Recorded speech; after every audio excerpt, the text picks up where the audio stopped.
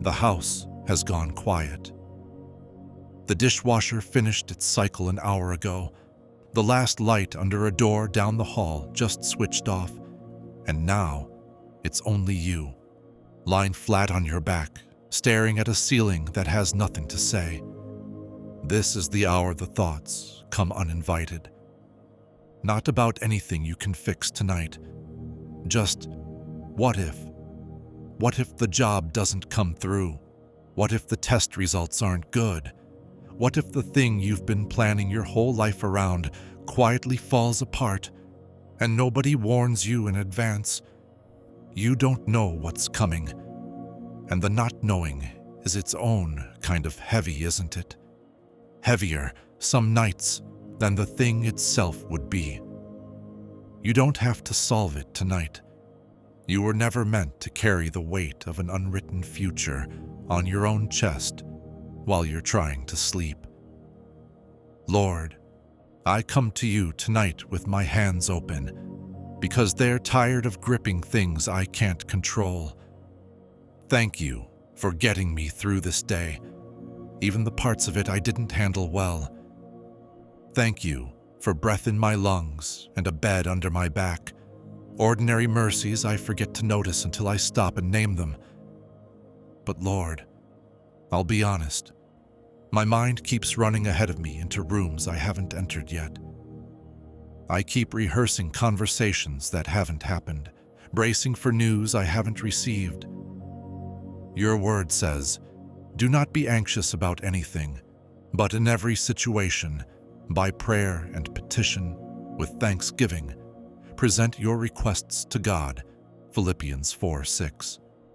So here they are, Lord. Every half-formed fear, every what if I've been turning over in the dark. I'm not holding them back from you anymore.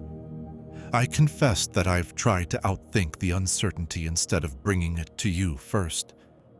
I've reached for control before I reached for prayer. Forgive me for that, and meet me now in the reaching.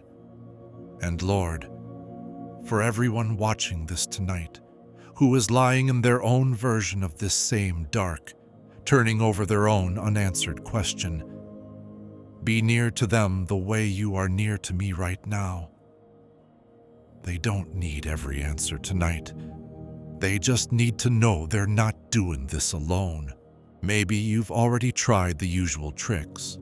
Counted backward from 100, put your phone face down, told yourself, it'll be fine. Enough times that the words have started to lose their shape. But the body doesn't believe a sentence just because the mind says it. Your shoulders are still up near your ears. Your jaw is still tight. There's a specific ache that comes from holding your breath against a future you can't see the shape of yet. The unpaid bill that might come due before the money does. The diagnosis still waiting on a callback. The relationship that could go either way, and nobody's said which. You weren't built to hold all of that rigid, all night, alone.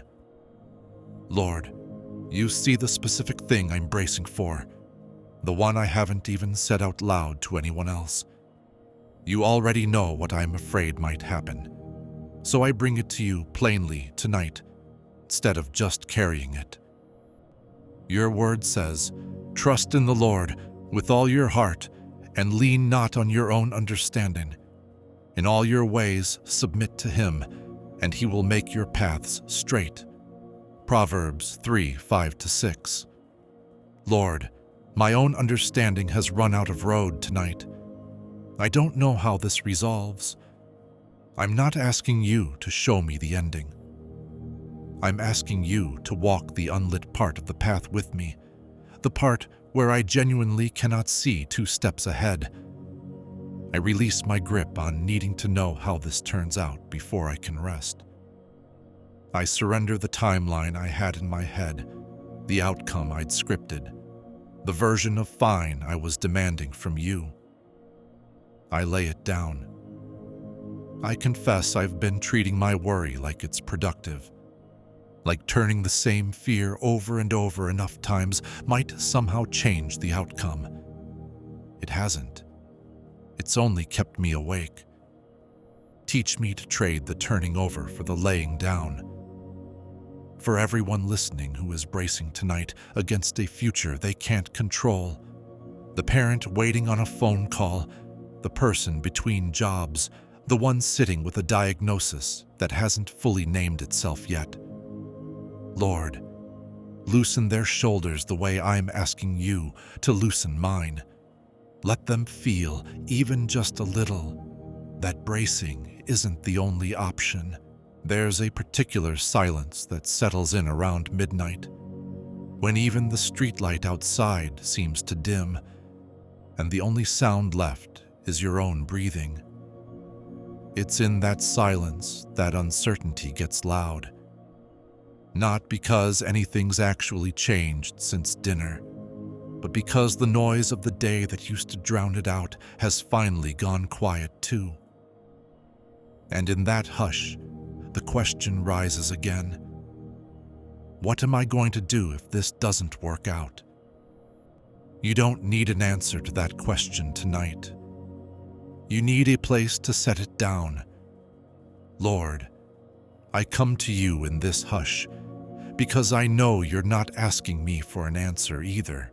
You're asking me to come close.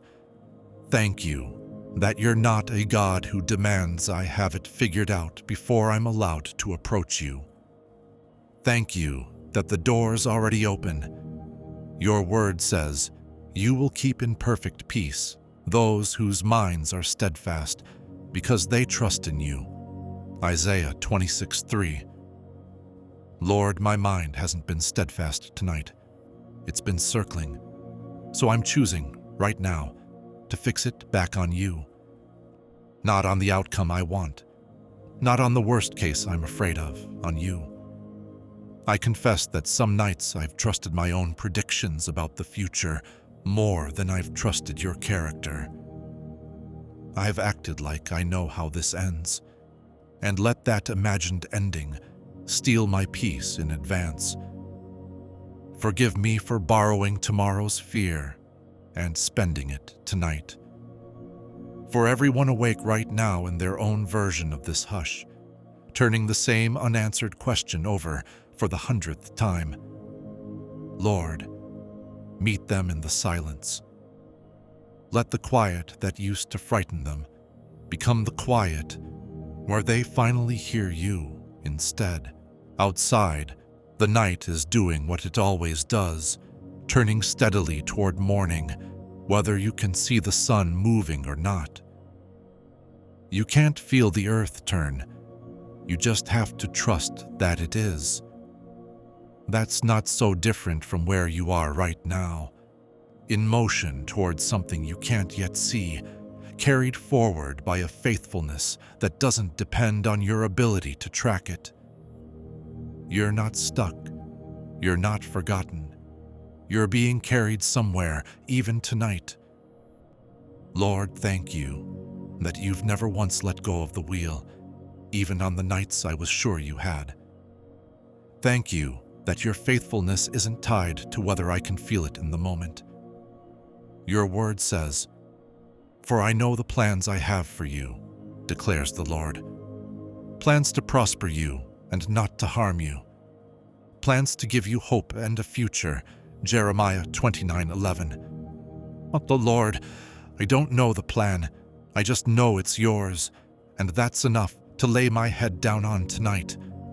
And your word also says, casting all your anxieties on him, because he cares for you. 1 Peter 5:7. So here, I'm casting it. The unknown outcome, the unanswered question, the thing I keep almost praying about, but not quite letting go of. It's yours now. Not because I've stopped caring what happens, but because I trust you care more, and you can carry it further than I can. I release the need to control how tomorrow unfolds. I release the fear that uncertainty means you've forgotten me. I confess I sometimes treat I don't know as the same thing as I'm not safe. And they're not the same thing at all, not when you're the one who knows. For everyone listening tonight who feels like they're drifting without a map, Lord, remind them that being unsure of the destination doesn't mean they're unaccompanied on the road. You are with them, plan and all, even in the parts of the plan they haven't seen yet. In a moment, your eyes will close, and whatever you knew or didn't know tonight will still be true tomorrow morning. The uncertainty won't be gone when you wake up, but you don't have to wake up still carrying it alone, because you didn't fall asleep carrying it alone either. Let this be the sentence you keep, the one you can repeat tomorrow when the question rises again. I don't know what's coming, but I know who's holding it. Say that again, quietly, to yourself, right now. Lord, thank you for meeting me in the not knowing tonight. Thank you that your peace was never contingent on my certainty. Your word says, "In peace I will lie down and sleep. For you alone, Lord, make me dwell in safety." Psalm 4:8. And you said it yourself. Come to me, all you who are weary and burdened, and I will give you rest. Matthew 11:28. So I'm coming, tired, unresolved, still not knowing how this ends, and resting anyway, because you asked me to, and because you're trustworthy enough to make that possible. Amen. Go to sleep now, friend, held, not because every question is answered, but because the one who holds the answers is holding you. God bless you. If this prayer met you somewhere tonight, type Amen in the comments. It helps this reach the next person lying awake with their own uncertain night. Share it with someone who needs to hear they are not alone in theirs. And subscribe if you'd like to pray like this together every night. God bless you. Good night.